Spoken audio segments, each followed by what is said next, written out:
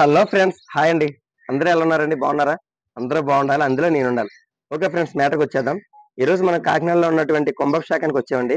ఈ కుంభం శాఖలో శివాలయం కూడా మీకు చూపిస్తాను. అయితే ఇక్కడ విషయం ఏంటంటే, పక్కనే ఫిషింగ్ మార్కెటింగ్ జరుగుతుందండి. చాలా పెద్ద మార్కెటింగ్ అనమాట. ఇక్కడ నుంచి నెక్స్ట్ కలకత్తా, కేరళ, చెన్నై చాలా ఊర్లు ఎక్స్పోర్ట్ చేస్తారండి చేపలు.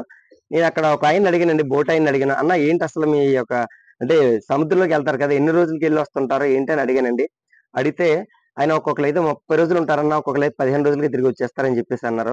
అన్న ఓకే బాగుంది, ఈ 15 రోజులకి మీకు రేషన్ గట్ట ఇవన్నిటికి ఖర్చు ఎంత అవుద్దన్న ఏంటని అడిగాను. నేను అడిగితే ఆయన దాదాపుగా 30,000 నుంచి ఒక 80,000 దాకా అయ్యే అవకాశం ఉంటుందండి. అంటే మనం పట్టుకెళ్ళే సరుకుని పెట్టి అన్నాడు. సరుకు అంటే లోపల ఐస్ కాయలు అవి తీసుకెళ్తారండి.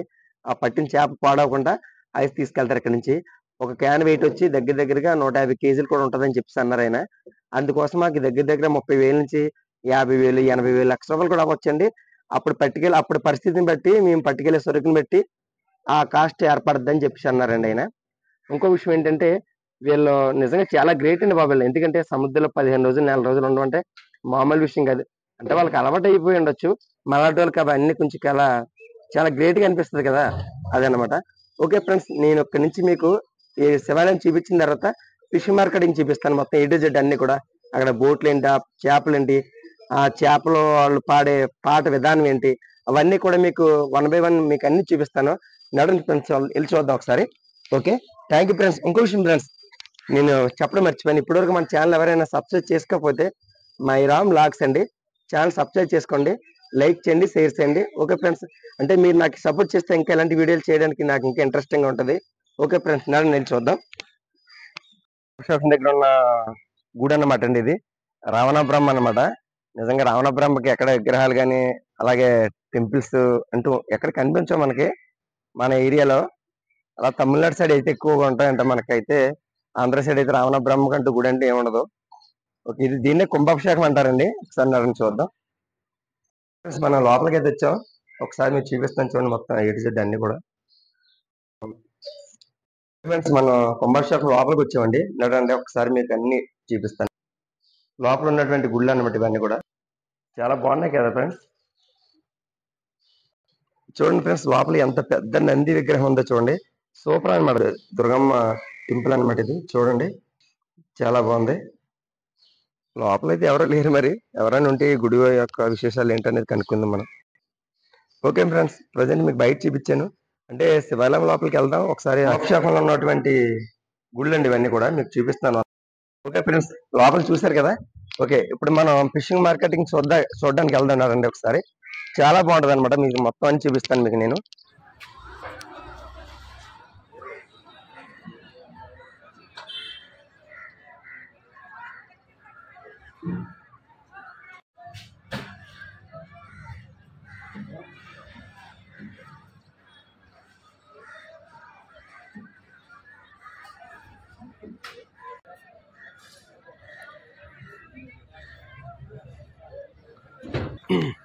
నడండి ఫ్రెండ్స్, మనం మార్కెటింగ్ కూడా జరుగుతుంది ఇక్కడ, చూపిస్తాను మీకు, తీసుకెళ్తున్నాడండి.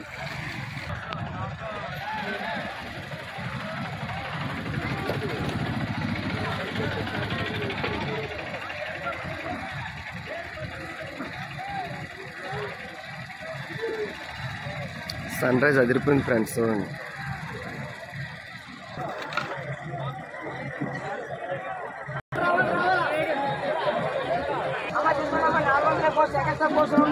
అంతే చెప్పాక 5,000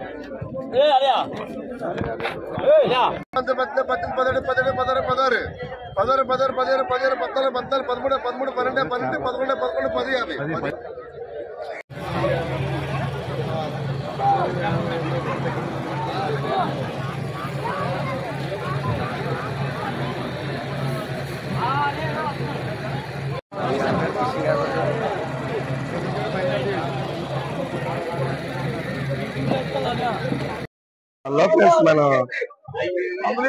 కాకినాడ కుంభంశెట్టిలో ఫిషింగ్ మార్కెట్ వచ్చామండి. ఒకసారి మార్కెటింగ్ అంతా చూపిస్తాను చూడండి మీరు.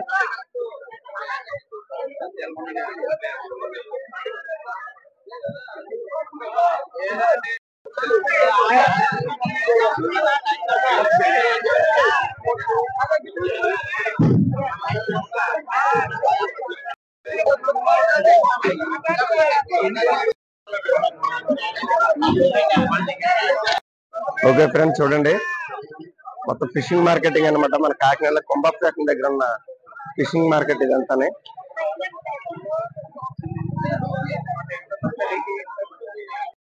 మీకు బోట్లు కనిపిస్తున్నాయి చూడండి ఒకసారి.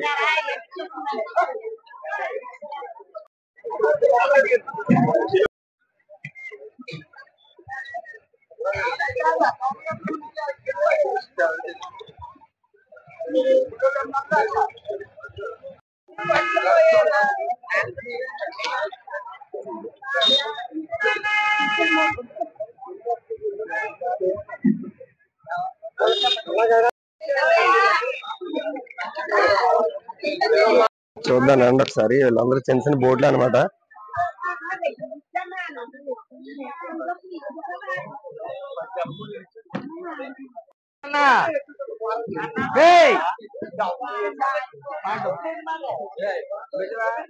సన్ రైజ్ సూపర్ అదిరిపోయింది ఫ్రెండ్స్. చూడండి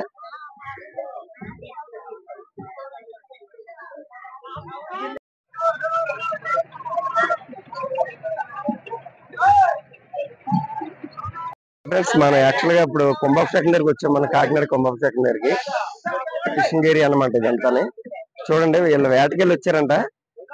ఒక్కసారి సీలోకి వెళ్ళి రావడానికి మినిమం 15 days 10 days పట్టిద్దంట. ఓకే ఫ్రెండ్స్, వాళ్ళు వేటకెళ్ళి వచ్చారు ప్రజెంట్. చూడండి ఒకసారి ఫిషింగ్ మార్కెటింగ్ తీసుకొచ్చారు మొత్తం. అంటే ఇది ఒక 15 రోజులు కష్టం అనమాట. వీళ్ళు వెళ్ళి సముద్రంలో 15 రోజులు వేటాడి వాళ్ళు వచ్చారనమాట.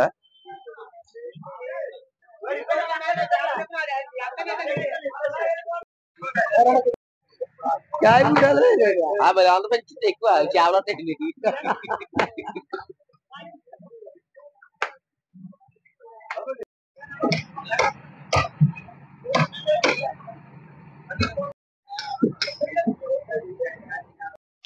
అలా మీరు సముద్రంలోకి వేటకి వెళ్తారు కదా, మీరు ఒక్కసారి వేటకి వెళ్తే ఎన్ని రోజులకు మళ్ళీ తిరిగి వస్తారా?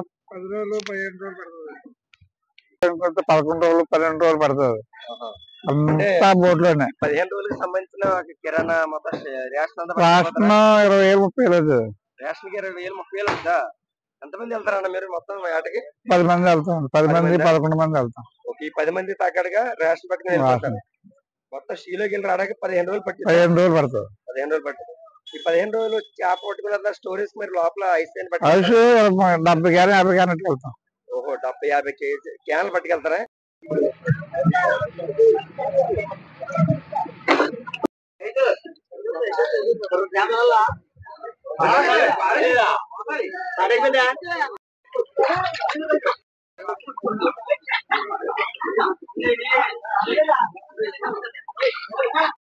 ఎంత కొన్నా ఉన్నది? 2,000. ఇలా తిప్పి ఒకసారి. ఓ కేకలా ఉంది.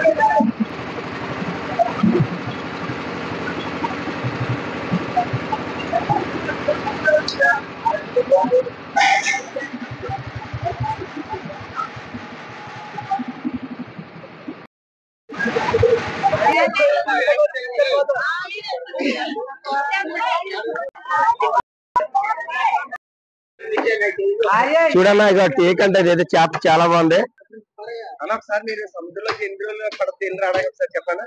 వారం పట్టొచ్చు, 10 రోజులు పట్టొచ్చు, 5 రోజులు పట్టొచ్చు. అంటే మీకు దగ్గర దాదాపుగా మీకు ఖర్చు ఎంత అవుతుంది నీళ్ళు రావడానికి? బార్కి వెళ్తే ఒక 80,000 70,000 అవుతుంది. 80,000 70,000 అవుతుంది 15 రోజులకి. ఓకే, ఈ 15 రోజులు కూడా మొత్తం ఫుడ్ ఐటమ్స్ అన్ని కూడా పట్టుకెళ్ళిపోతారన్న? ఫుడ్ తినడానికి బట్టి రాసిన వెళ్ళిపోతాం. వాటర్, మంచినీళ్ళు గిన్నెలు అన్ని మొత్తం వాయిస్ ఇల్లు రావడానికి 15 రోజులు పడతా? 15 పట్టొచ్చు, 10 రోజులు పట్టొచ్చు. ఇంకా నెల కూడా ఉండి ఉంటారా? నెలగడ అంటే అసలు ఉంటాయి బాగుంది. అదే చూసారు భయ్య, నేను అడిగిన ఇప్పుడు ఆయన దగ్గర లోపలికి వెళ్ళరా 1,00,000 రూపాయలు కూడా ఖర్చు అయ్యి బోట్లు ఉన్నాయంట. వాళ్ళు చెప్పారు అన్నీ. ఒక్కొక్కరు అయితే 4 రోజులు ఉంటారండి, కొంతమంది అయితే 15 రోజులుగా వచ్చేస్తారంట. అవన్నీ కూడా చెప్పారు వాళ్ళు. చెప్పండి, ఏం చేపలు అయ్యి? అవి గొరసలే, గొరకలి, కర్జాపలే, కొయ్యంగలే, మాగలే, సంతనాయని, సొరలే, చూడండి ఆవిడ చెప్పారు కదా గొరకలి, గొరకలు అంటే ఈ కర్జాపలే, ఈ కొయ్యంగలే, ఈ గొరకలే, ఈ మాగలే, అవి అయితే సంతనాయని, అవి అయితే సొరలే. మొత్తం ఆలైతే చూడండి.